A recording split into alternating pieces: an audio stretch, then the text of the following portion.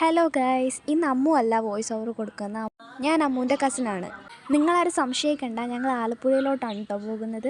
അവിടെ ഒരു ഫെസ്റ്റിവൽ ഉണ്ട്, അത് നടക്കുന്നത് കാണാൻ പോവാണ് കേട്ടോ. ഞങ്ങൾക്ക് നല്ല എക്സൈറ്റ്മെൻറ്റ് ഉണ്ടായിരുന്നു. ഞങ്ങൾക്ക് 3 പേർക്കും, എനിക്കും അമ്മൂനും അതേപോലെ അപ്പുച്ചേട്ടനും.